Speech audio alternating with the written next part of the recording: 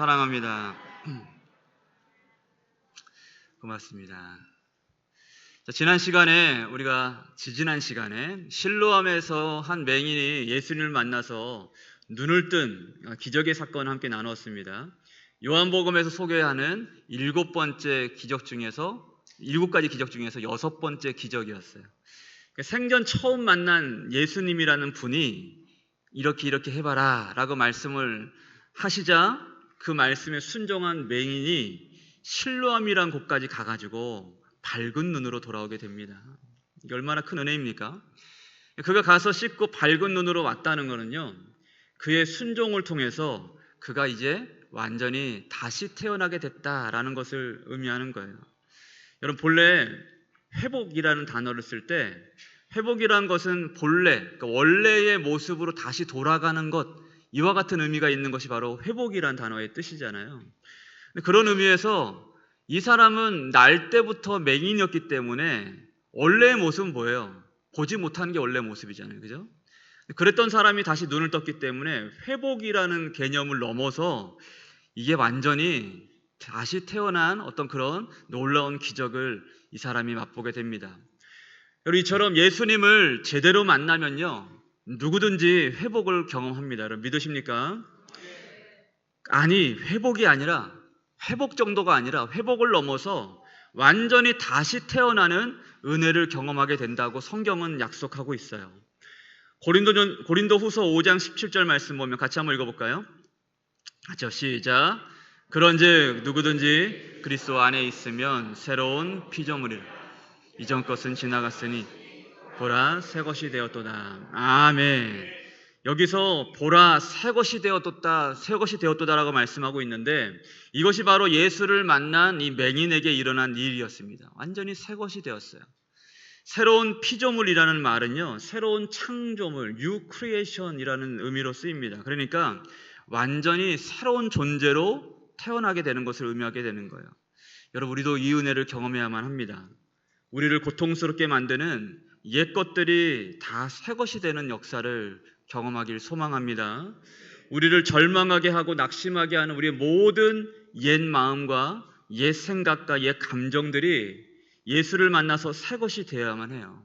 그러려면 우리를 새롭게, 오늘도 예수를 만난 모든 자들을 새롭게 창조하시는 그리스도 예수, 우리 창조주 하나님, 구주 예수를 만날 줄로 믿습니다.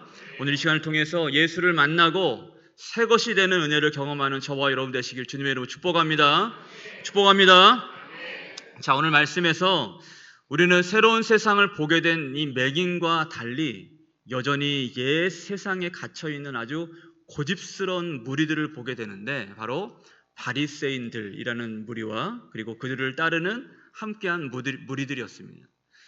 그가 예전부터 맹인으로 구걸하던 모습을 이 사람들이 보고 알았단 말이에요. 근데 그러다 어느 날 봤는데 똑같은 사람이 눈을 뜨고 다니는 걸 보고 이게 어찌 된 일인가 라고 의아해서 그에게 묻습니다. 10절 말씀 보면 그들이 묻되 그러면 내 눈이 어떻게 떠졌느냐라고 얘기를 합니다. 그러자 맹인은 아주 단순하게 그에게 있었던 일을 그대로 설명을 하죠. 11절 말씀 보면 대답하되 예수라 하는 그 사람이 진흙을 이겨 내 눈에 바르고 나더러 실로암에 가서 씻으라 하기에 가서 씻었더니 보게 되었노라 라고 말씀해요.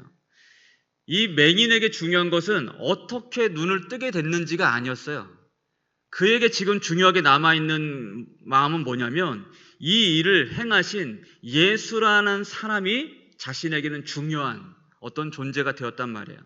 그러니까 이것 외에는 그가 답할 수 있는 것은 없었습니다. 왜냐하면 그것이 그가 경험한 전부였어요.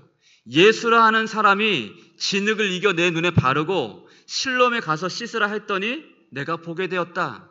예수라는 그 사람, 이분이 바로 나의 눈을 뜨게 했다. 이것이 그에게 중요한 이슈였습니다.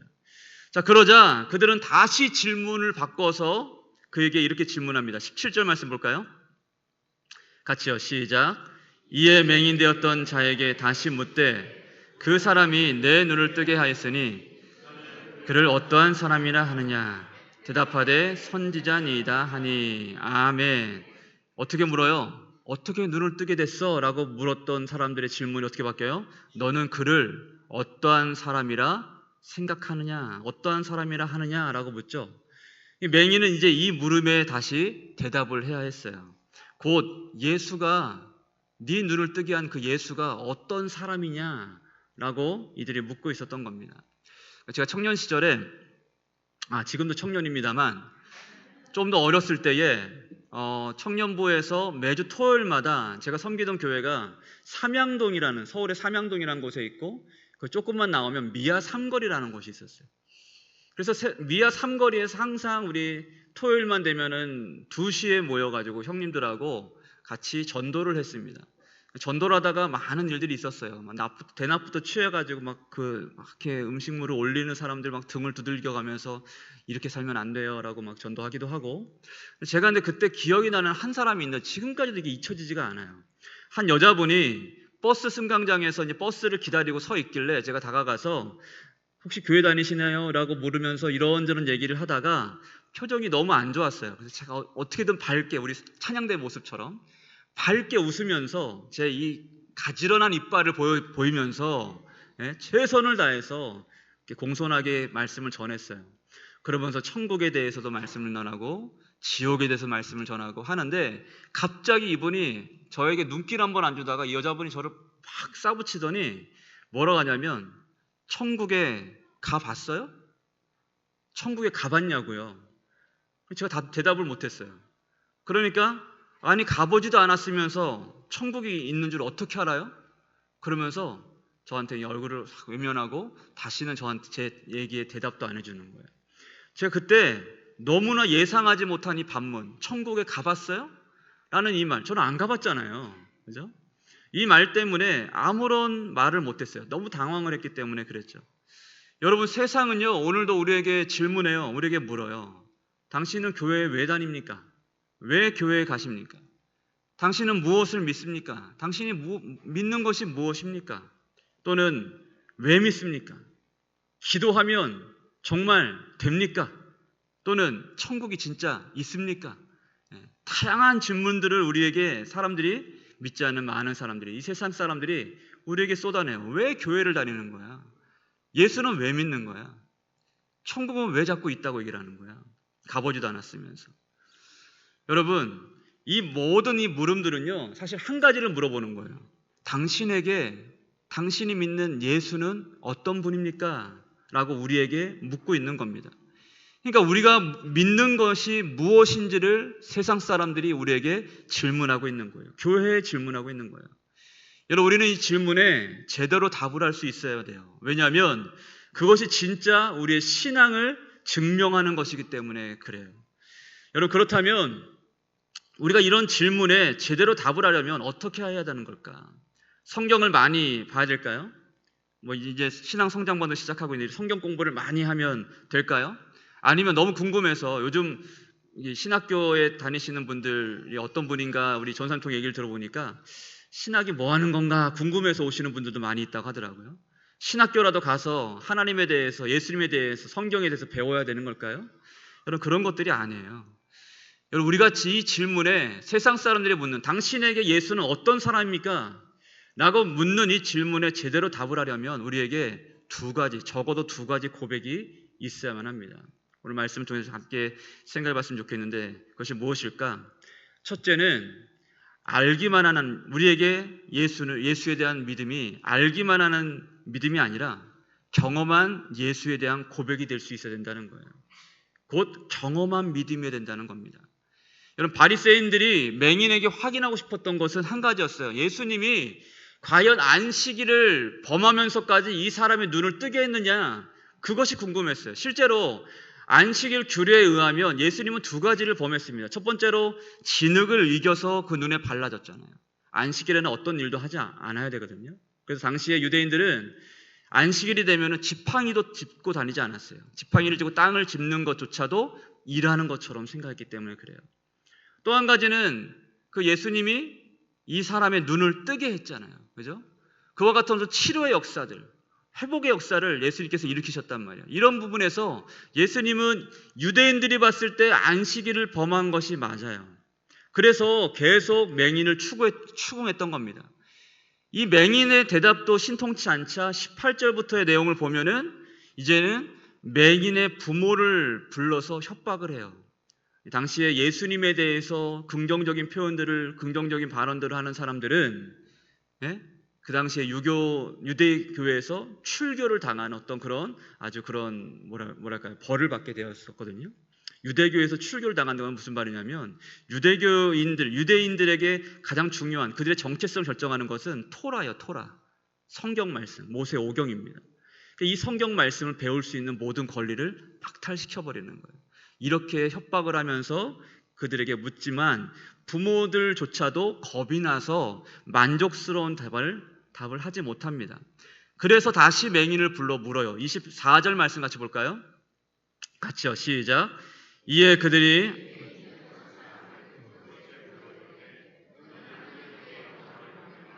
우리는 이 사람이 죄인인 줄 아노라. 아멘. 너는 하나님께 영광을 돌리라. 우리는 이 사람이 죄인인 줄 아노라. 이게 무슨 말이냐면, 죄인이 어떻게 네 눈을 뜨게 하겠어. 그 사람은 죄인인데. 그런데 가능하지 않은 일이 너에게 일어났으니 너는 하나님께 영광을 돌리라, 이런 말인 거예요. 그러니까 한마디로 얘기하면은 예수가 그냥 죄인일 뿐이다 라는 것을 가르쳐서 계속해서 그를 유도신문하고 있는 겁니다. 한마디만 제대로 좀 답을 해봐라. 그 사람이 안식일을 범했잖아. 그죠? 그는 죄인이잖아. 이렇게 유도신문한 거예요. 그러자 맹인이 그들의 비아냥에 이렇게 답을 합니다. 25절 말씀, 쉬운 성경을 다시 한번 읽어볼까요? 같이요. 시작. 그가 대답했습니다. 죄인인지 아닌지 모르겠습니다. 다만 제가 아는 한 가지는 전에 제가 앞을 보지 못했으나 이제는 본다는 사실입니다. 아멘. 여러분, 이 말이 무슨 말이에요? 무슨 의미입니까? 예수가 죄인일 수 없다는 얘기인 거죠. 한마디로 얘기하면은. 왜요? 앞을 보지 못했던 날 때부터 맹인이었던 자신이 예수님을 만나서 눈을 뜨고 보고 있는데, 어떻게 그와 같은 기적이 일어났는데, 당신들의 논리라면 죄인이 기적을, 하나님의 역사를 일으킬 수 없다는 그 논리대로라면 예수님이 죄인일 수 없는 거 아니겠습니까? 왜? 나의 눈을 뜨게 했잖아요. 지금 내가 눈을 뜨고 보고 있잖아요. 라고 그들에게 얘기를 하고 있는 겁니다. 그들의 물음에 반박하고 있는 거예요. 그리고 다시 한번 이 맹인이 한마디 말을 덧붙입니다. 22절부터 23절까지 말씀 보면은, 창세 이후로 맹인으로 난 자의 눈을 뜨게 했dam을 내가 듣지 못했습니다. 이 사람이 하나님께로부터 오지 아니하였으면 아무 일도 할 수 없으리이다. 할렐루야. 무슨 말인 거예요? 이 사람은 나는 어떤 사람인지도 모르겠어요. 하지만 내가 내 이해로는 하나님께로부터 온 사람이 아니라면 내 눈을 뜨게 할 수 없었을 것 같아요. 라고 고백하고 있는 거 아니겠습니까? 이 말을 끝으로, 이 내용이 상당히 긴데 제가 좀 축약해서 말씀을 전한 겁니다. 이 긴 내용에 이 같이 막 이 토론 같은 어떤 그런 내용을 다 거치고 나서 이 말을 끝으로 유대인과 바리새인들은 더 이상 아무 말도 할 수 없었어요. 한마디의 말로도, 오늘 말씀 보면요, 한마디의 말로도 이 맹인의 말을 그 유식한 바리새인들이 한마디도 이길 수가 없었습니다. 한마디도 이길 수가 없었어요. 왜요? 그의 경험한 믿음을 그들이 당할 수 없었기 때문에 그런 거예요. 그들이 아무리 이런 논리 저런 논리로, 이런 협박 저런 회유로 그를 구슬르고 설득하려고 해도 그는 이렇게 답을 한 거예요. 난 다 모르겠고 중요한 것은 내가 지금 보고 있다니까요. 지금 내 눈이 떠졌다니까요. 이렇게 얘기를 하고 있는 겁니다. 여러분, 지금의 한국교회가 많이 위축되었다고 해도 아직까지는 그래도 주일이 되면 많은 사람들이 교회를 찾습니다. 우리 교회도 마찬가지고요. 그런데 여러분, 그런 분들 중에서 하나님의 은혜, 하나님의 사랑을 경험하고 정말 신실한 마음으로 예배를 나오면서도 가난한 마음으로, 은혜에 갈급한 마음으로 겸손하게 하나님을 찾고 예배하면서 일상 속에서도 하나님과 동행하며 살아가는 사람들이 얼마나 될까요? 저는 그 많은 사람들 중에서도 사실 많지 않을 거라는 생각이 들어요. 그렇게 신실하게 예배를 드리는 사람들. 여러분, 왜 우리는 교회를 그렇게 오래 다니면서도 하나님을 경험하지 못하는 걸까요? 많은 이유가 있겠지만 제 생각에는 하나님에 대해 우리가 관심이 없기 때문이 아닐까 싶어요. 하나님에 대한 관심이 없는 거예요. 또는 왜 우리가 말씀을 읽고 말씀을 그렇게 많이 듣고 설교를 그렇게 많이 듣고도 주님의 뜻에 순종하지 못하는 걸까? 왜 그럴까요? 오스왈드 챔버스라는 목사는 이렇게 얘기를 합니다. 우리는 의식적으로 하나님께 불순종하지는 않습니다. 이게 무슨 말인가요? 우리가 일부러 하나님께 막 불순종하고 싶어서 막 일부러 막 불순종하고 의지적으로 불순종하지 않는다는 얘기예요. 단지 그분이 이렇게 얘기해요. 단지 우리가 그분께 신경을 쓰지 않을 뿐입니다. 저 이 말이 꽉 꽂히더라고요. 아, 그렇구나. 내가 일상을 살아가면서 하나님과 동행하고 말씀과 기도로 늘 주님을 찾고 주님을 의지하며 살지 못하고 또 하나님 말씀하신 것 오늘의 어떤 분은 그렇게 얘기하거든요. 오늘 우리에게 필요한 하나님의 뜻은 다 이미 알려주셨다고 말씀해요. 그러니까 우리에게 필요한 것은 내일의 하나님의 뜻이 아니라 오늘 나에게 주어진 뜻에 순종하며 사는 것. 이웃을 사랑하라고 말씀하면 사랑하려고 애를 쓰며 살고 도둑질하지 않으려고 하면 정직하게 살려고 애를 쓰고 그와 같은 오늘 필요한 우리에게 주어진 모든 말씀은 다 이미 성경에 기록됐다고 말씀해요. 근데 그럼에도 불구하고 알면서도 우리가 의지적으로 하나님의 말씀에 순종하지 못하고 사는 이유가 뭘까?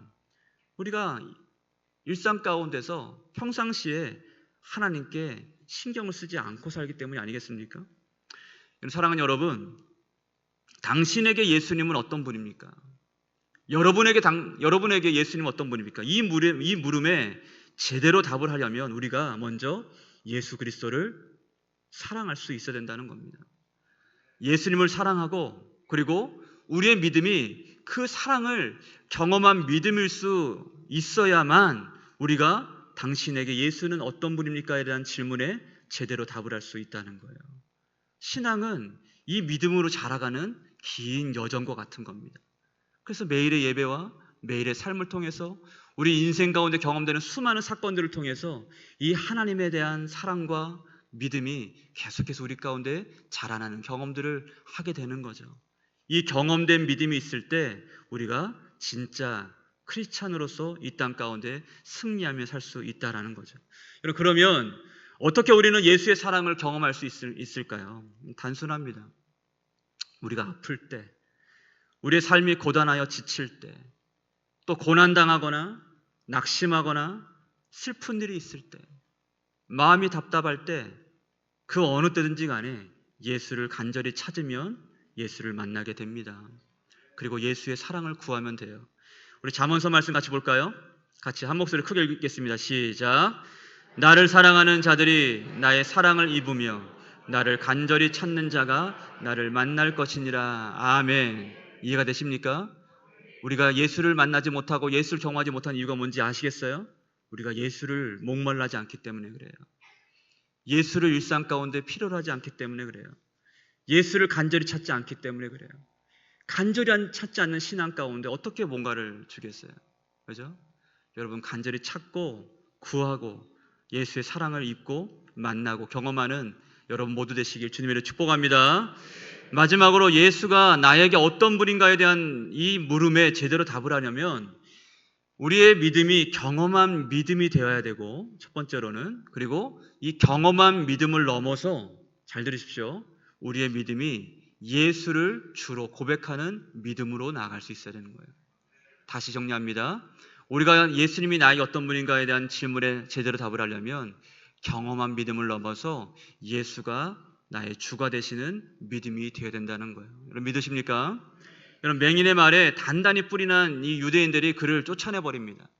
그리고 나서 뒷부분 말씀 보면은 예수님께서 이 소식을 들어요. 그리고 어떻게 하셨을까? 사람들에게 고초를 겪고 쫓겨나 있던 그에게 예수님이 이제 찾아가십니다. 35절 말씀 같이 읽을까요? 같이요. 시작. 예수께서 그들이 그 사람을 쫓아냈다는 말을 들으셨더니 그를 만나사 이르시되 내가 인자를 믿느냐. 아멘. 그를 만난 예수님은 단 한마디를 물으세요. 내가 누구고 어떻게 했고 뭐 이런 말씀 없으시고 한마디만 물으세요. 뭐라고 물으세요? 네가 인자를 믿느냐? 네가 나를 믿느냐? 라고 말씀을 하십니다. 여러분, 그러자 그가 간절한 마음으로 대답을 해요. 36절 말씀 보면 대답하여 이르되 주여 그가 누구시옵니까? 그가 누구십니까? 내가 믿고자 하나이다. 그가 누구십니까? 왜 이렇게 답을 했을까요? 여러분, 맹인은 아직까지 예수를 본 적이 없어요. 그죠? 왜냐하면 그가 예수님 만났을 때는 맹인 되었을 때 만났었죠. 그러니까 예수님을 만난 적도 없고 예수를 본 적도 없고 어떻게 생겼는지도 몰라요. 그죠? 그리고 그가 실로암에 가서 씻고 밝은 눈으로 돌아왔을 때 예수님은 이미 그 자리에 계시지 않았어요. 그러니까 지금 예수님을 실제로 그에게는, 그의 입장에서는 처음 만난 것과 똑같았던 거예요. 아직 보지 못했어요. 그래서 묻는 거예요. 그가 누구십니까? 예수님 앞에 두고서도 그가 누구십니까? 라고 물어요. 내가 믿고 싶습니다. 그렇게 자신에게 이 놀라운 은혜를 베푸신 분이 너무 만나고 싶었던 거예요. 그러자 예수님이 다시 이렇게 말씀하십니다. 37절 같이요. 시작. 예수께서 이르시되 내가 그를 보았거니와 지금 너와 말하는 자가 그이니라. 아멘. 지금 너와 네 앞에 있는, 너와 대화하고 있는 내가 바로 그이다 라고 말씀을 하십니다. 이 말을 듣자마자 그는 고백해요. 주여 내가 믿습니다. 할렐루야. 주여 내가 믿습니다. 여러분, 예수라 하는 그 사람이, 처음에는 예수라 하는 그 사람이라는 설명으로 시작됐잖아요. 그죠?